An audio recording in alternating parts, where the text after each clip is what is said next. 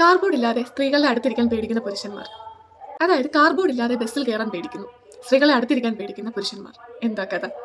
പല റീലുകളിലും പല ഇൻസ്റ്റഗ്രാം പോസ്റ്റുകളിലും ഞാൻ കണ്ടു, ബസ്സിന്റെ മുമ്പിൽ എഴുതി ഇട്ടിച്ചിരിക്കുന്നു സ്ത്രീകൾക്ക് പ്രവേശനമില്ല എന്നും, അല്ലെങ്കിൽ റീച്ച് ആഗ്രഹിക്കുന്ന സ്ത്രീകൾക്ക് പ്രവേശനമില്ല എന്നുള്ളത്. ശരിയാണ്, ഒരു യുവതിയാണ്, ഒരു സ്ത്രീ തന്നെയാണ് ഏറ്റവും വലിയൊരു ക്രൈം ഈ ഒരു കാര്യത്തിൽ ചെയ്തിരിക്കുന്നത്. പക്ഷേ എനിക്ക് ചോദിക്കാനുള്ള ചോദ്യം, ഇത് എഴുതി ഒട്ടിച്ചവരോടും അല്ലെങ്കിൽ ഈ ഒരു ട്രെൻഡ് ആഘോഷമായി എടുക്കുന്നവരോടുമാണ്. ഇത്രയും നാള് സ്ത്രീകൾ നേരിട്ടിട്ട് ബസ്സിലും പൊതുഗതാഗതങ്ങളിലും സ്ത്രീകൾ നേരിട്ടിട്ടുള്ള അസോൾട്ടിനെ കുറിച്ചോ അസോൾട്ടിനെതിരെയോ ഇതുപോലുള്ളൊരു പോസ്റ്ററോ കണ്ടന്റ് ക്രിയേഷനോ അല്ലെങ്കിൽ ഇത്രയും വൈറലായിട്ടുള്ള റീൽസോ ഞാൻ കണ്ടിട്ടില്ല. സോ അതെന്താ അപ്പം മാത്രം മിണ്ടാണ്ടിരുന്നേ, ഇപ്പം മിണ്ടുന്നത്? അപ്പം ഈ കണ്ടന്റ് ക്രിയേഷൻ ചെയ്യുന്നവരും ഈ ഒരു കാർഡ്ബോർഡ് പീസിൻ്റെ റീൽസ് ഇറക്കുന്നവർക്കുമൊക്കെ ഈ ഒരു ഇൻസിഡൻറ്റിനെ കുറിച്ച് അല്ലെങ്കിൽ ഇൻസിഡൻറ്റിന് വേണ്ടി പ്രതികരിക്കുക എന്നുള്ളതല്ല വിഷയം. അവരുടെ വിഷയം റീച്ച് കിട്ടുക എന്നുള്ളത് തന്നെയാണ്. ഈ ഒരു കാര്യം ചൂടോടെ അങ്ങോട്ട് എടുത്തിട്ട് കഴിഞ്ഞാൽ എന്ത് കിട്ടും? നല്ല റീച്ച് കിട്ടുമെന്നറിയാം. അപ്പോൾ ഇവരെന്ത് ചെയ്യും? ഓരോ കാർഡ്ബോർഡ് പീസും എടുത്തിട്ട് ഇവർ ഇതിനു വേണ്ടി വീഡിയോ ക്രിയേറ്റ് ചെയ്തിടും. ഞാൻ അന്ന് ആ വീഡിയോ, അതായത് ഈ ഒരു വിഷയത്തിനെ കുറിച്ച് ആ വീഡിയോ ചെയ്തപ്പോൾ ഞാൻ പറഞ്ഞിട്ടുണ്ടായിരുന്നു, ഇതൊരു ട്രെൻഡാകും, ഈ ഒരു വിഷയം ട്രെൻഡാകും.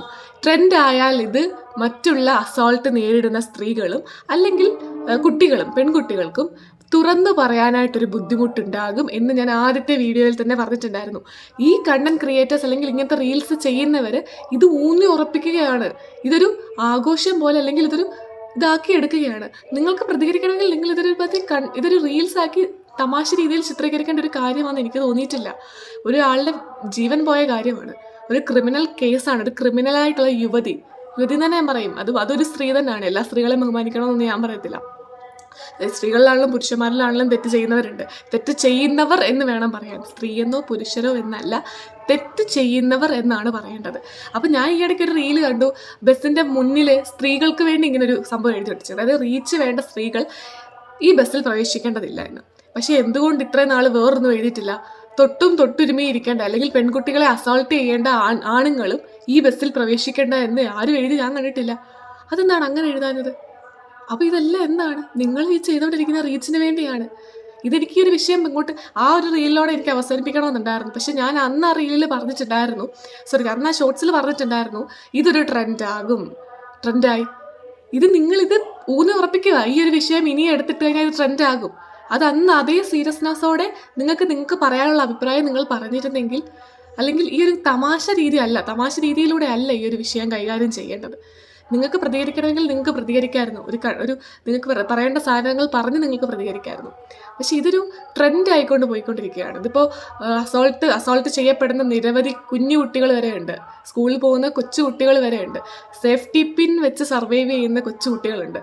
അതായത് ഈ വന്ന് തൊടുമ്പോഴോ ആവശ്യമില്ലാണ്ടുള്ള ബാക്ക് ടച്ച് വരുമ്പോൾ സേഫ്റ്റി പിന്ന് ഉപയോഗിച്ച് കുത്തിയിട്ട് അതിൽ നിന്ന് രക്ഷപ്പെടാൻ വിചാരിക്കുന്ന കുട്ടികളുണ്ട്. ഇങ്ങനത്തെ അത്രയും മോശമായിട്ടുള്ള അസോൾട്ട് നേരിടുന്ന കുട്ടികൾക്ക് വരെ അത് അല്ലെങ്കിൽ തന്നെ ഇത് തുറന്നു പറയാനുള്ള ഒരു മനോഭാവം പലർക്കും ഉണ്ടാവണമെന്നില്ല. അത്രയും ധൈര്യമുള്ളവർ കാണണമെന്നില്ല സൊസൈറ്റിയെ പേടിച്ചിട്ട്.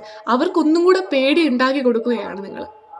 സോ ദൈവത്തെ ഓർത്ത് അല്ലെങ്കിൽ ദയവ് ചെയ്ത് ഈ ഒരു ട്രെൻഡ് അവസാനിപ്പിക്കുക. നിങ്ങൾക്ക് ഇതിനെക്കുറിച്ച് പറയണമെന്നെങ്കിൽ, പ്രതികരിക്കണമെന്നുണ്ടെങ്കിൽ നല്ല രീതിയിൽ ഒരു വീഡിയോ ചെയ്ത് ഓൺ വോയിസിൽ പ്രതികരിക്കാൻ നോക്കുക. തമാശ എന്നുള്ള രീതിയിൽ ഈ കണ്ടന്റിനെ അല്ലെങ്കിൽ ഒരു കേസിനെ കാണാണ്ടിരിക്കുക. കാരണം ഇതിൻ്റെ മറ്റേ അറ്റത്ത് ചിലപ്പോൾ അസോൾട്ട് ചെയ്തപ്പെടുന്ന വാ മൂടി കെട്ടി വെക്കേണ്ട ഒരു സ്ത്രീയും കാണുമെന്ന് ആലോചിക്കുക. അതിലുപരി സ്ത്രീയും പുരുഷനുമല്ല, തെറ്റ് ചെയ്യപ്പെടുന്നവരും ആ തെറ്റിന്റെ ഫലം അനുഭവിക്കുന്നവരുമാണെന്ന് മനസ്സിലാക്കുക. ആയ സ്ഥിതിക്ക് ഞരമ്പന്മാർക്ക് ബസ്സിൽ പ്രവേശനമില്ല എന്നുള്ളൊരു ബോർഡും ബസ്സിൽ വെക്കാവുന്നതാണ്.